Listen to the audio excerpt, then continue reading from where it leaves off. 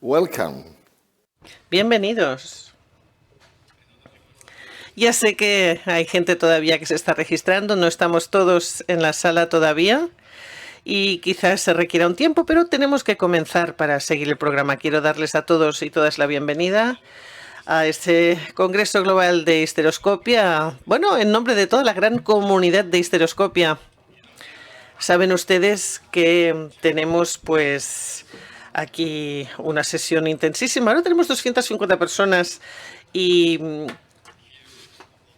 aquí tienen el código de barras para conectarse al chat. Recuerden, durante las horas del Congreso el chat estará silenciado. Solo los administradores lo utilizaremos para enviar mensajes a todos en cuanto a distintas cuestiones del Congreso.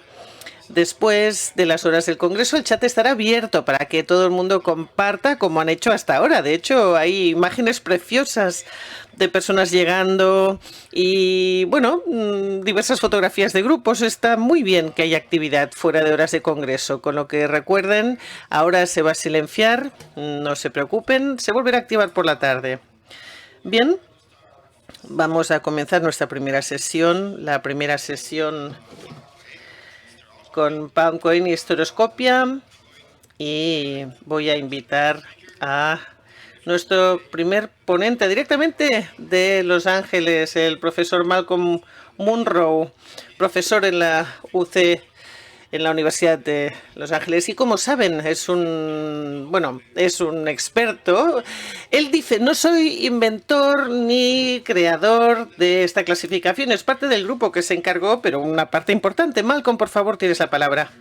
Muchísimas gracias, Geoff, por estas palabras tan amables. Muchas gracias por esta oportunidad también de hablar en esta reunión y esencialmente ser quien abre el Congreso.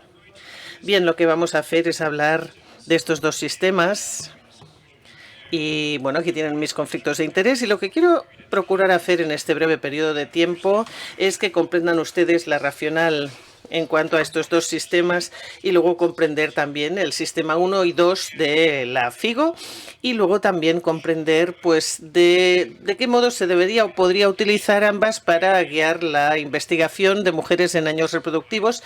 También, claro, esta se puede aplicar a mujeres, porque es parte de la investigación también, con fracaso reproductivo, y luego cómo a un nivel más elevado se pueden relacionar estos resultados con opciones terapéuticas. Procuraré hacerlo desde la perspectiva del cirujano. Y, de hecho, mucho se creó con esta idea en mente. Pues bien, si primero analizamos la racional, pues hay que comenzar con a quién nos referimos. Hablamos de estas mujeres en años de reproducción entre la premenarquia y la menopausia. Tengo que decir, algunas sí que se quedan embarazadas, pero puede haber una deficiencia de hierro después de tener esa menstruación y tener impactos adversos también en desarrollo neuronal, con lo que de hecho la población efectiva incluye hombres y mujeres de forma indirecta, diríamos. Así que ¿cuál era el problema? ¿Qué es lo que queríamos solucionar? Pues bien, en primer lugar, no había definiciones estandarizadas de los síntomas. Esto hace 20 años. Y aunque, bueno, había procedimientos intrauterinos mínimamente invasivos de diversos tipos, con la paroscopia y otros sistemas, pero se hizo muy claro que teníamos que ser más específicos. Porque, claro, si sacas el útero dejas de sangrar, no importa la causa, eso está claro. Pero si uno quiere ser específico y preciso con la terapia, hay que serlo también con el diagnóstico.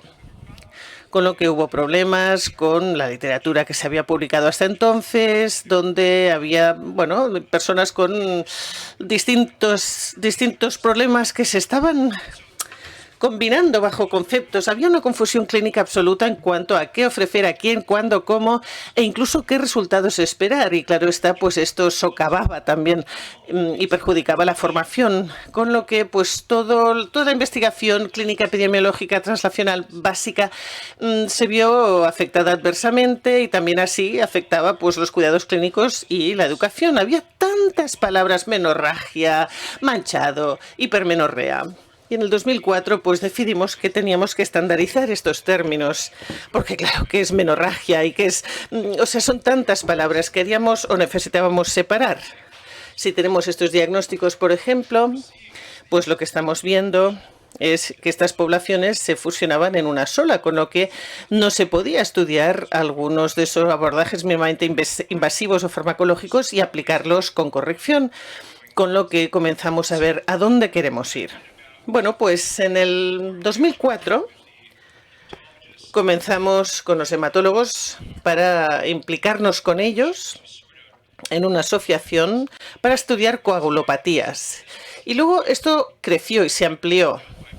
Entonces usábamos procesos Delphi para definirlo todo, con lo que había un grupo RAM, y luego pues lo que hicimos fue aportar diversos participantes, journals, los consejos editoriales, las sociedades principales en todo el mundo y algunas sociedades especialistas, luego también el marco regulador, la FDA, y también los institutos de salud de Norteamérica y representantes de más de 25 países.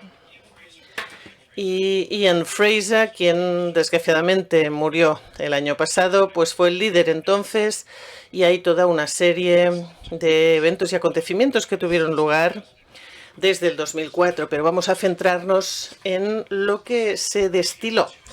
Tenemos, por tanto, dos sistemas FIGO, no uno, sino dos. El primer sistema, que tiene que ver con síntomas, y, bueno, se trató de una nueva manera de definir lo que es normal y anómalo, pero también conforman la estructura de la investigación adecuada, particularmente la que pueda tener un valor científico clave. Este fue el artículo fundacional y tienen aquí los códigos QR si quieren acceso. Lo que hicimos fue desglosarlo. Esta es una decisión de grupo, por eso está en un nosotros, y lo desglosamos en términos que se podían definir bien, que se podían traducir a múltiples lenguas y que utilizaban datos para informar frecuencia, regularidad, duración y volumen del sangrado, y luego utilizamos estos términos descriptivos: frecuente, normal, anómalo, prolongado, breve, términos que podíamos traducir con facilidad.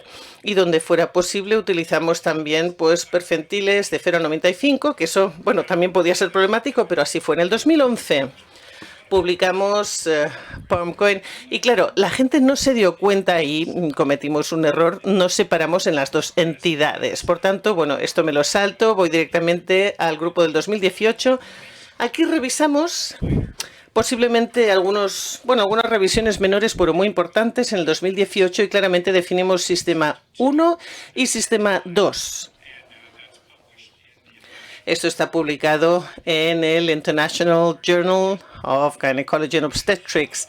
Pero a nivel superior, lo que creemos que tiene que ocurrir es que el sistema 1 tiene que ser el portal de acceso al sistema 2. Es decir, si empiezas con el sistema 2 estás perdido, porque no puedes siquiera hacer algunos de estos diagnósticos a menos que tengas este enfoque a alto nivel, este historial estructurado y la investigación y la categorización en una o más de las entidades que voy a explicar, con lo que el objetivo era estandarizar las descripciones y los contribuyentes posibles a este sangrado abundante, anómalo, no gestacional en años reproductivos, y la idea es que esto facilitaría la traducción básica, también epidemiológica, la interpretación y el diseño, y con esto se supone que mejoraríamos atención clínica y también facilitaríamos pues comunicación con pacientes y también formación de profesionales médicos.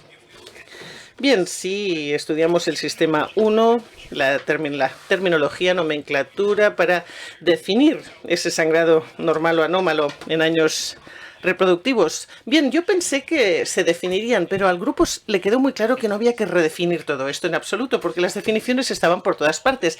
Decidimos eliminar todos esos términos, todos. Esto fue en el 2007. Y estos son los dos artículos que se publicaron simultáneamente en Human Reproduction en el 2018. Bueno, esto pasó a revisión, 24 a 38 días. Si es menos de 24 días, se dice frecuente, más de 24, pues predecible, pues infrecuente. Esto es bastante claro. Si no hay periodos, entonces amenorrea, y ese término se mantuvo. Duración hemos reducido a 2, es decir, más de 8 días anómalo, menos de 8. Porque no hay, de hecho, implicaciones o definición clara de lo que es un periodo, una regla corta. Todo esto se puede cambiar con datos, pero ahí es donde estamos. Luego, cometimos un error diciendo, bueno, la regularidad, porque hay mujeres que tienen ciertas alteraciones de ovulación que se incluyen en estas poblaciones, con lo que hay una gama muy amplia de lo que es normal. Tuvimos que revisar datos y sacar de algunos percentiles, porque hay muchas mujeres que de hecho tienen un ciclo largo, algunas una vez al año por diversas razones. Ahora la regularidad pues más corta o más larga, de 7 a 9 días, y esto en general es el grupo 18-46. Posiblemente esto hay que hacerlo, pero no hemos definido normal, y creo que no hemos debatido adecuadamente lo que cabe esperar antes de los 18 o después de los 46 años de edad, con lo que estas normalidades se aplican de 18 a 46 años de edad. Luego hablaré dentro de un momento, pero el volumen flujo pues puede ser abundante, normal, escaso, y lo que hacemos en la investigación, en algunos tipos de investigación, pues puede haber diferencias. Permitimos categorización también de sangrado intermenstrual. Claro, no hay ninguno que sea normal en este caso, puede ser aleatorio, puede ocurrir por pólipos y lesiones, o puede ser predecible, lo cual puede estar relacionado con un factor endocrinológico. Luego tenemos también un lugar para pues sangrado no anticipado, no programado, con contraceptivos hormonales, por ejemplo. Bien, nosotros no pensamos que sea adecuado que las mujeres con este sangrado abundante pues se les diga que vayan a casa y recojan su volumen antes de validar diagnóstico. Utilicemos una definición que es pérdida de sangrado menstrual excesivo que interfiere de modo adverso con la calidad de vida material, emocional, social y física de la mujer. Es decir, si lo tiene, lo tiene, no tiene por qué pesar. Y luego, bueno, de hecho, aquí en nuestro estudio en España se ve que normalmente son más de 100 mililitros por mes. Luego, en el segundo sistema, y aquí lo explico, es intentar equilibrar fisiología deficiente. A todos nos enseñaron que el estradiol, progesterona, etcétera, pues todo esto actúan como parte de la fisiología en ese ciclo, pero es fisiología sistémica. Y lo que no se explica adecuadamente es lo que ocurre en el endometrio durante el ciclo completo. Así que esta cuestión de fisiología del endometrio, en mi opinión, no se explica adecuadamente a los residentes. El endometrio es el único tejido diseñado fisiológicamente para sangrar cada mes.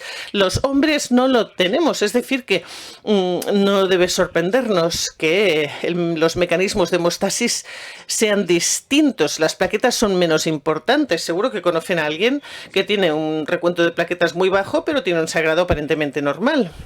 Luego la fibrinolisis es, bueno, relativamente más importante a la hora de formar o reducir ese coágulo, y puede tener un impacto en si la menstruación es mayor o menor.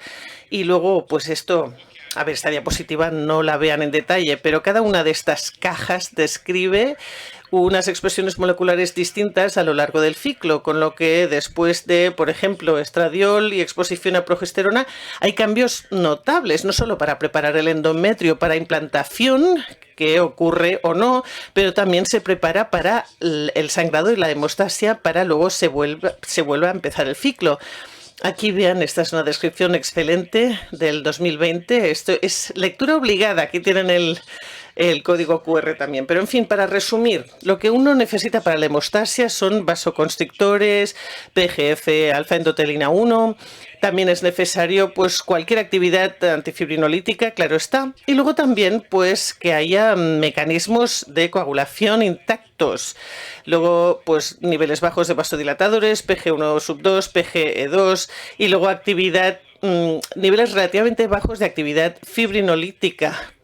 Tiene que haber, por tanto, un equilibrio en esa hemostasia, y cuando hay una alteración pues tenemos un sangrado anómalo y sangrado abundante. Entonces, en cuanto a patogénesis, bueno, es importante, lo que sangra es el endometrio. A ver, ¿Qué ocurre? Es el endometrio que hay por encima, lo que sangra. Así que hay que pensar, puede haber pólipos y lesiones que afecten y es una vascularidad anómala de esas lesiones endometriales que causan el sangrado, por ejemplo, y cuando hay alteraciones en hemostasia, sea de tipo sistémico o de tipo local, pues entonces también posiblemente hay alteraciones también de ovulación y ahí hay un cambio de campo en la hemostasia, pero es el endometrio e incluso con el miometrio, ¿no? Cuando hay un mioma no solo hay sangrado, sino que, claro, como parece ser por ciertos estudios, algunos de Yale, ¿no? Pues tenemos un cambio total de campo. Es decir, las anomalías no se dan solamente cerca de ese mioma, sino en todas partes. El que esto sea cierto o no, no lo sabemos del todo, pero puede añadirse, con lo que esto ayuda a identificar, por lo tanto, y ahora pasamos al sistema 2 tal como existe actualmente. Posiblemente esto cambiará, pero tenemos la anomalía estructural, pólipos, adenomiosis, leimioma, malignidad, hiperplasia y luego lo que sería normal, coagulopatía, disfunción de ovulación, endometrial, iatrogénico y otras cosas que no se han clasificado pero que quizá tengan un sitio. El ejemplo es, bueno, por ejemplo, los defectos en la cicatrización de tejidos después de una cesárea. Esto lo vamos a comentar. Es importante que cuando uno encuentre un pólipo, por ejemplo, o adenomiosis o leiomioma, esto no significa que sean la causa del sangrado anómalo, pero puede ser que son factores que contribuyen. Es decir, uno se ve, pero puede no ser la causa, y muchas veces la causa está, pero no se ve. Así que los pólipos en el endometrio, por ejemplo, un grupo de Oslo llevó a cabo este trabajo, vemos que los pólipos a menudo son asintomáticos y cuando están presentes, pues típicamente causan sangrado intermenstrual, no tanto sangrado menstrual abundante. Así que encontrar un pólipo y decir esto es la causa de ese sangrado menstrual anómalo abundante, pues no, posiblemente no sea así. Hay que ir con cuidado cuando uno es un cirujano y decir, no, pues sacamos el pólipo para tratar ese sangrado. A lo mejor quizá puede mantenerse ahí el pólipo, porque no se puede siempre decir que sea el caso. Y con la adenomiosis, bueno, hay algo parecido. Esto es trabajo de un grupo de Londres con John Aftelin y he cambiado el título a HMB. Mis disculpas.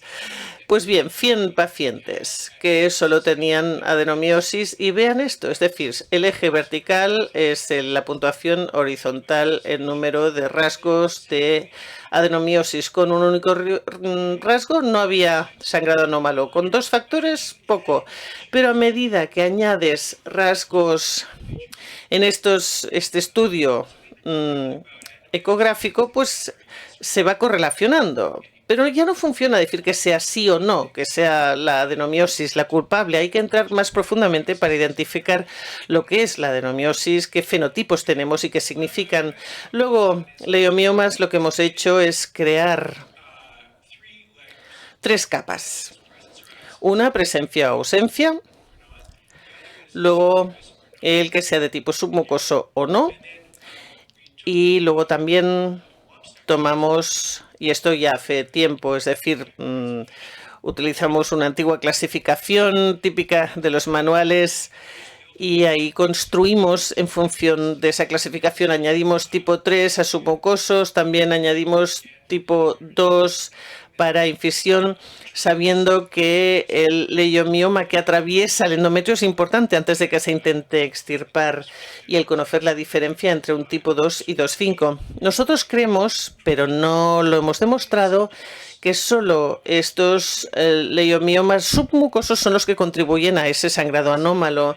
Y bueno, la FIGO y la OMS están analizando la cuestión, pero hay que estudiar.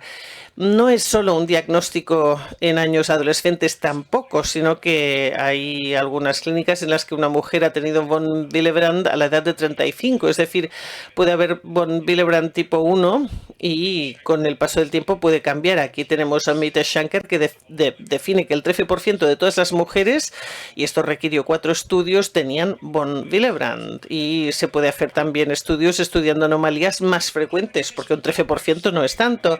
Luego, disfunción de ovulación, pues hay personas que producen demasiada progesterona, otras sin ovulación. Este es un grupo, obesidad, estrés, diabetes, etcétera. Aquí te enfocas en el historial para ese tipo de mujeres. Pero también es importante comprender que las alteraciones de ovulación no son binarias tampoco, son todo un espectro y algunas personas ocasionalmente ovulan, otras mujeres ocasionalmente no ovulan. Y todo lo que esté en un extremo y otro también existe. Así que eso hay que pensarlo, hay que tenerlo en cuenta cuando se investiga. Tenemos nuevos sistemas, seguro que lo saben ustedes. Estos 3 códigos QR les llevan al mismo artículo en 3 journals distintos que se publicó en agosto. Bien, ahora muchas personas me dicen, ¿esto qué significa? No tenemos una prueba, ¿no? Bueno, conocemos expresiones moleculares en cierta ovulación, pero estas mujeres ovulan, pero tienen una alteración primaria de hemostasia endometrial, es decir, no tienen demasiados vasodilatadores y pocos vasoconstrictores, tienen demasiado material fibrolítico, con lo que es una alteración aquí que reside justamente en ese endometrio. Con lo que PGI2, PGI están muy elevados. Luego también hay causas iatrogénicas, esto lo conocemos, los DIUs, dispositivos médicos, etcétera. Y luego hay otras cosas que no se han clasificado. Por ejemplo, lo que he comentado, las cicatrices de la cesárea. Bueno, pues pueden estar correlacionadas con un sangrado uterino anómalo. Y aquí se demuestra que puede haber una causa. Parecería que vamos a incorporar este factor en nuestro sistema. Todavía no sabemos exactamente cómo. ¿Cómo se utilizan estos sistemas? Bien, pues en primer lugar tenemos pues la situación aguda y crónica. Y claro, agudos siempre son anomalías de rasgos durante 6 meses por lo menos. Pero queremos tener un historial estructurado. Es decir, tiene reglas cada mes, sino que es descubrir qué ocurre con cada una. Hay que conocerlo y hay que hacer un examen físico, también auxiliar si es necesario. Queremos diversificar función ovulatoria, fertilidad futura, sabiendo que alguien ovula. Se puede también ser parte de distintos grupos en función de prediagnóstico. No tengo detalles, pero se puede clasificar.